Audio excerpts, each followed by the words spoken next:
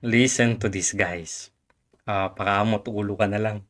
Tataas na naman yung kilay mo ang 1/4 nito. Iwas na naman. Iba na naman yung sinasagot, guys. Ay, naku, Atty. Claire. Liability ka talaga dyan. Eto. Okay, kasi po nung nasabi po ni former presidential spokesman and legal counsel Salvador Panelo na hindi naman daw talaga nag-take effect sa Pilipinas yung Rome Statute because it was never published in the official gazette ng ating pamahalaan. What do you say to that? Pag tama yung argument ng yun, ibig sabihin hindi talaga nagkaroon ng jurisdiction yung ICC. What's your take on that argument? Kung hindi Ito yung sagot niya. Alayo. po nag-take effect ito, ba't kailangan sila mag-withdraw? Ang argumento ay hindi na-publish sa official gazette yung ratified na Rome Statute. Yun yung argumento. Hindi yung kung bakit hindi ito effective di bakit nag-withdraw. Hindi yun eh. May na-publish ba o wala? Kasi kung walang na-publish, kung tama si Sal Panelo, walang jurisdiction ang ICC sa Pilipinas kahit kailan. Kahit pa noong umanib tayo sa ICC. Wala. Yun ang argumento. Ba't ibang sinasagot mo? In the first place. So, ibig sabihin na-ratify po ito. So, since na-ratified po ito, it means effective po ito. So, na-ratify daw. Kaya ibig sabihin, automatic daw na effective yung batas. Yung inadapt natin na Rome Statute. Sapat ba na na-ratify lang? Yung batas, I mean yung treaty, yung Rome Statute, sapat ba na na-ratify lang? O eto, tignan nyo to. Yan. So, kahalagahan ng pagratipika ng Rome Statute. Okay na yan. Wala na tayong problema dyan. Kasi nga, na-ratify na, di ba? So, ang sabi ni Atty. Claire ay kung na-ratify na, matik na effective na. Ang argumento ni Sal Panelo, kapag hindi ito na-publish, ay hindi ito effective. Sino yung may tama doon? Okay, eto. Basahin natin dito. Kailangan ba ng pagpapublish sa official gazette? Ito yung yung ratified na Rome Statute. Okay. Ang sagot? Oo. Kailangan ang pagpapublish sa official gazette para maging epektibo ang Rome Statute sa Pilipinas. Ayon sa Saligang Batas ng Pilipinas, ang mga tratado o treaty at international na kasunduan ay magiging bahagi ng batas ng bansa lamang pagkatapos itong ratipikahan ng Senado at mailathala sa official gazette o isang pahayagan na may malawak na sirkulasyon. Ay, pagkatapos palang ratipikahin ng Senado, dapat palang mailathala sa official gazette o sa isang pahayagan na may malawak na sirkulasyon. Nabasa ko kanina na at least 2 newspaper yata na ang pagpapublishan nito o yung official gazette. Kaya nga ang argumento ni Sal Panelo ay hindi effective yung ratified Rome Statute kasi hindi siya na-publish o nailathala sa official gazette. Ang isinasagot dito ni Yusek Claire Castro, kung hindi effective, bakit tayo nag-withdraw? Ang layo, di ba? Napakalayo. Ratified na ito, kaya effective na. Kailangan palang mailathala. So kung tama si Sal Panelo sa sinasabi niya na hindi na-publish, hindi nga effective yung batas. So, ibig sabihin, walang jurisdiction ang ICC kahit kailan, kahit noon hanggang ngayon. Yun ang argumento. Kung ano-ano na naman yung pinagsasasagot mo dyan. Ang pagpapublish ay nagsisilbing pagbibigay alam sa publiko at komunidad ng mga abogado na ang tratado ay opisyal na kinikilala bilang bahagi ng batas ng Pilipinas. Ang pag-publish na ito ay nagsisiguro sa mga obligasyon ng bansa sa ilalim ng Rome Statute ay maging epektibo at ipatutupad. Now, Anong mangyayari kung hindi ito mailathala, kung hindi ito na-publish? Magandang tanong yan. Kung ang Rome Statute o anumang tratado o anumang treaty ay hindi na ilathala sa Official Gazette o isang pahayagan na may malawak na sirkulasyon, hindi ito magiging epektibo bilang batas ng Pilipinas. Ay, hindi pala magiging epektibong batas ng Pilipinas kung yung Rome Statute ay hindi ito nailathala o naipublish. Clear?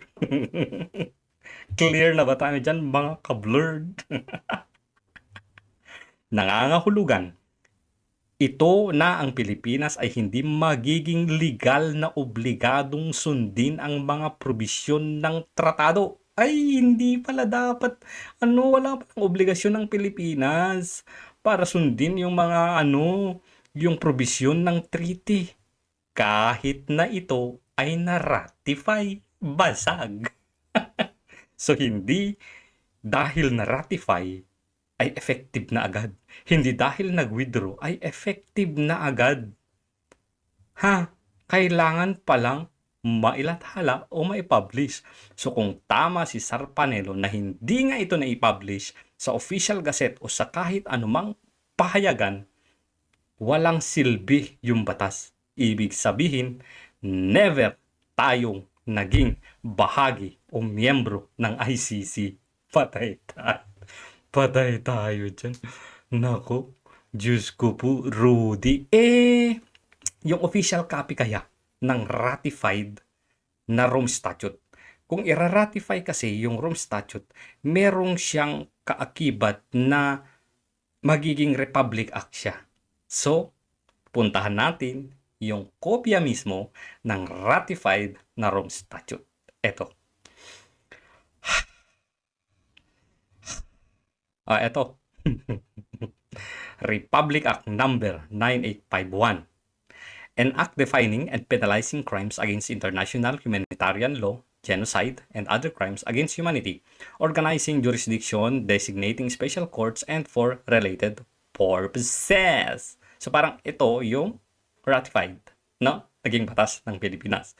Now, meron bang kautusan itong mismong batas na para maging effective ay i-publish? So this is the ratified version. Ratified na to. Sana tama yung sinasabi ko. Ratified na to. Ngayon, punta natin dito sa pinakababa. May utos ba itong batas na kailangang i-publish ito bago maging effective? Maganda yan. So ito. Section 21. Effectivity. Patay tayo dito. This act shall take effect 15 days after its complete publication in the Official Gazette or in 2 newspapers of general circulation. Ayon pala sa batas mismo, pinag-uutos na ang batas na ito ay mag-take effect lamang 15 days pagkatapos makumpleto ang publication sa Official Gazette o sa 2 newspaper na general circulation. So, anong pinagsasabi mo dito, Yusek Castro, na merong jurisdiction, effective naman yung batas dahil nag-withdraw at na-ratify? Mismo, paano to? Paano to? Yung batas mismong nagsasabi, oh. Kailangan pala. Pirmado. Gloria Macapagal Arroyo, approve. December 11. Nakaw, patay tayo dyan. Balikan nga natin si Ka-Clear. Nanlabo ka na naman dito. Nag-take effect siya. So there's nothing to withdraw kung walang effectivity yung batas. Kung saan napupunta. Hindi. Wala siyang alam. Hindi niya alam kung na-publish ba to. Hindi. So parang inaamin niya dito na regardless kung na-publish o hindi.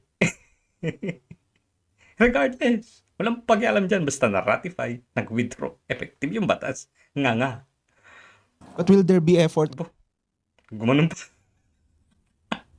Okay, may follow-up. on the Marcos admin to refute the claim that it was never published. There's May nothing, records naman ba tayo na to prove na it was published kung meron man? there's nothing to refute. Why? Ang argumento, walang na-publish. Sagot? Because it was effective It was effective. until withdrawn. Hmm. So, yun yung batayan niya. Yun yung batayan niya, guys.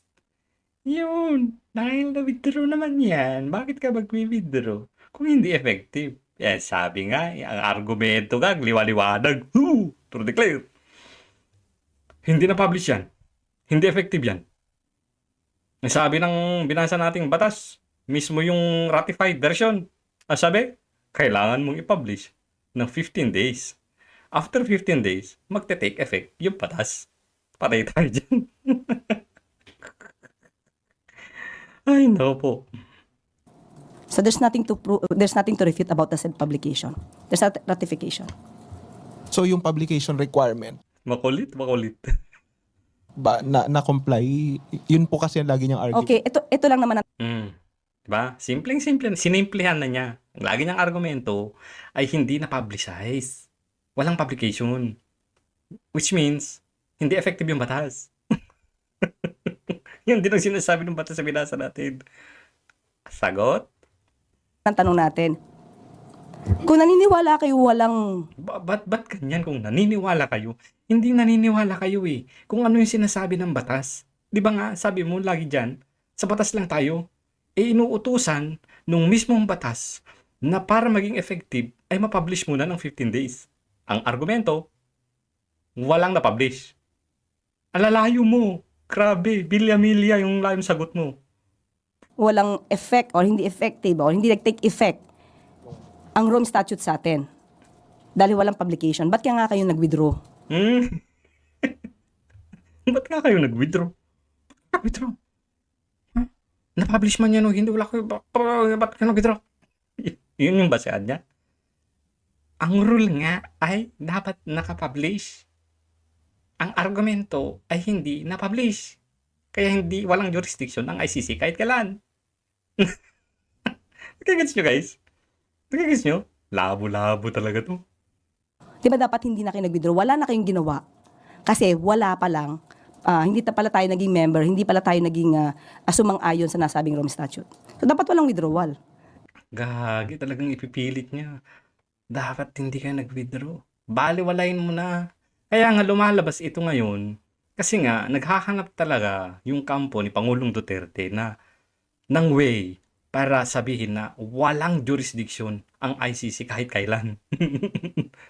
Pinagsasagot nitong Yusek na to, talagang out of this world. Kamot ulo. Di ba? Contradicting yung sinasabi niya. So ibig sabihin, Makulit. there's nothing to withdraw kung hindi talaga nag-take effect. Yes. Okay. Mm. Salamat. At yung withdrawal na yun, nirecognize ng ICC. Diba? Wala namang sinasabing ganun kasi. Hindi kasi, baka ganito no.